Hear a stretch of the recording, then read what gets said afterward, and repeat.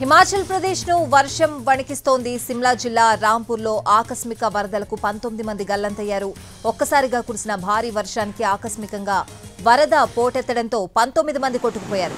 వారి కోసం సహాయ బృందాలు గాలిస్తున్నాయి. ఎస్డీఆర్ఎఫ్ బృందాలను అక్కడకు తరలించారు. మరోవైపు కులులో పార్వతీ నదిలో ఓ బిల్డింగ్ కుప్పకూలింది. సిమ్లాలో గత కొన్ని రోజులుగా భారీ వర్షాలు కురుస్తున్నాయి. హిమాచల్ మొత్తానికి వాతావరణ శాఖ ఆరెంజ్ అలర్ట్ జారీ చేసింది. భారీ నుంచి అతి భారీ వర్షాలు కురుస్తాయని హెచ్చరించింది. కులు, సిర్మౌర్, సిమ్లా, కిన్నౌర్ జిల్లాల్లో ఆకస్మిక వరదలు సంభవించే అవకాశం ఉందని తెలిపింది.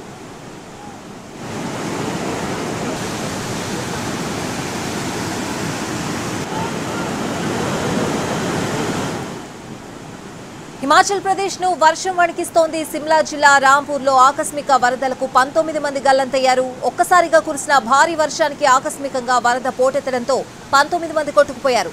వారి కోసం సహాయ బృందాలు గాలిస్తున్నాయి. ఎస్డీఆర్ఎఫ్ బృందాలను అక్కడకు తరలించారు. మరోవైపు కులులో పార్వతీ నదిలో ఓ బిల్డింగ్ కుప్పకూలిపోయింది. సిమ్లాలో గత కొన్ని రోజులుగా భారీ వర్షాలు కురుస్తున్నాయి.